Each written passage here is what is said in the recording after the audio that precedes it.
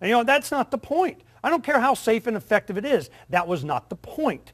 It was to have the government was going to force an elixir inside of my flesh without my willing consent. Not going to happen.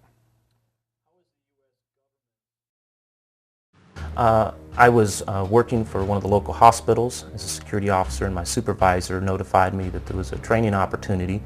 A team was being formed with Homeland Security, and they asked me to be part of this team, and so I hoping to get some extra training and also see an insight of what actually was going on with Homeland Security. I accepted the offer and volunteered to be on this team.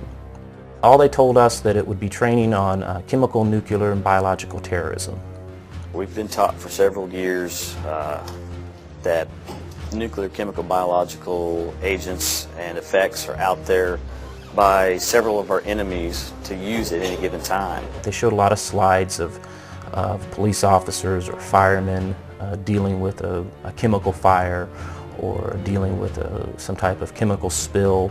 So they would show pictures of bodies, you know, either still alive or dead that had been exposed to different weapons, so that that fear factor started setting in, and they were letting us know that how serious this was. Now to the latest on H1N1 and new figures showing a four-fold increase in its death toll. Primarily our job as law enforcement would be to remove the people from their homes.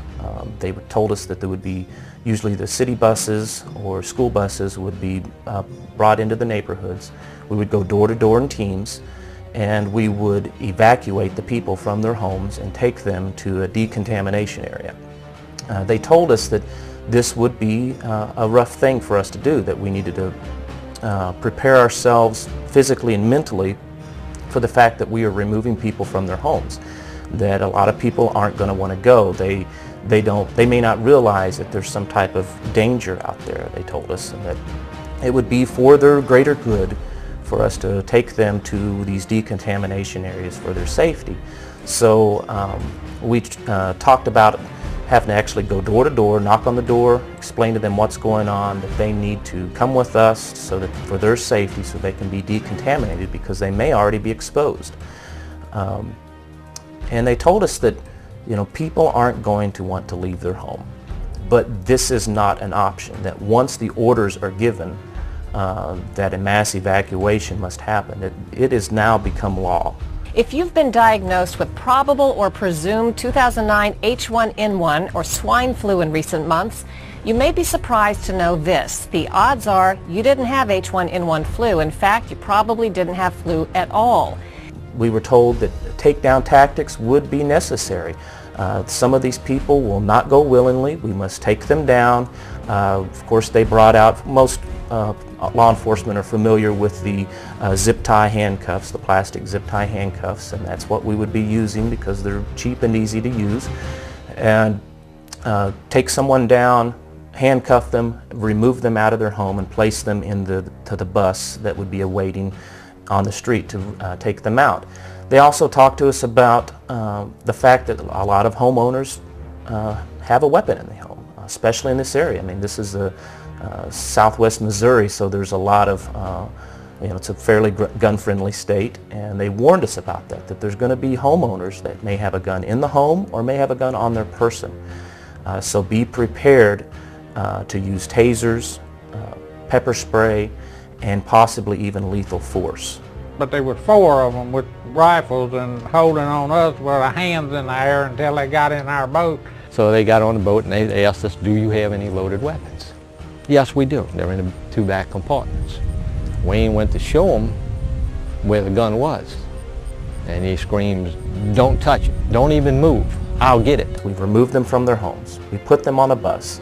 The bus goes to a designated quarantine area, which might be the local hospital, it might be a local church, might be the local school or a local community center. The buses would pull in, there would be armed security already there. We would remove the people off of the buses and they would get in a line in front of that tent, and that's where they would go in to be decontaminated. Local, state, federal, and private agencies, they are all taking part in a week-long domestic emergency response exercise. They're testing their ability to respond to multiple disasters in the Chicago area. Our job would be to go around the building, find every exit, and make sure that it's secure with chains and padlocks, so that there would only be one entrance and one exit only. You're looking at behind me is the triage area that is being set up to deal with the victims. The people get off of the buses, we line them up. Then they told us, and this was the part that really started bothering me, that before they can enter this decontamination area, they must be stripped naked so that they can be decontaminated. And they said that, you know, people are not going to want to do this. It could be snowing outside, it could be sleeting, it could be raining, it does not matter. They must be stripped down naked. An officer on either side of the line, right at the entrance of these tents, armed, ordering someone to remove their clothing. If they did not remove them, they were taken to the ground, handcuffed, and the clothing would be removed by force. So they're stripped down naked, possibly handcuffed, and then it's inside of that tent is going to be like an assembly line of sorts. You've got 2 or 3 different stations. The first one, they come in and they hose them down. Now, everyone working in this, and these are going to be your medical staff and your first responder staff, and they're in moon suits, non-rebreather moon suits.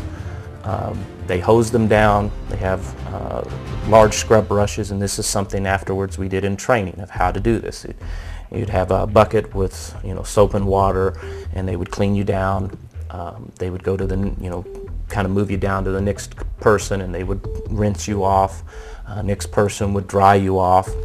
And then at the end, you would receive a vaccination. They specifically told us that there would be, most likely in every scenario, there would be vaccinations given, because they don't know what you may have come in contact with. Now, did they go into detail of what that vaccine would be? No, they did not. But they did say that there would be vaccinations, and then they would receive clothing, which most likely would be some type of jumpsuit or hospital-type scrubs like you would see at a jail. They are given those, and then they're escorted inside the building where they will stay.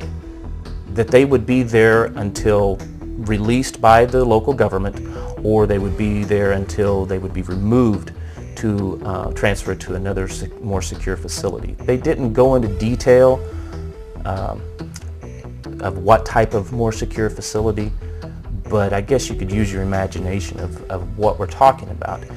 And I'm sitting there, and I was trying to figure out, I'm thinking, why the vaccinations? I mean, there could be some things if it was a pandemic virus. Maybe I could see that, but most vaccines need to be given before you're exposed to the virus for them to work. You don't get the flu and then get the flu vaccine. It usually doesn't work that way. It's usually beforehand that you have to get it. But they said several times that at the end of this decontamination line, you would be given a vaccine, you would be given clothing, and then taken into the quarantine area. Under a program sponsored by the Department of Homeland Security, police officers were trained to go door to door, removing people from their homes with deadly force if necessary, escorting the people to school buses, and being delivered to a decontamination area, usually at a school or local church, where the subjects will be hosed down, scrubbed down, given a series of vaccinations, and held prisoner until they can be transferred to a more secure facility.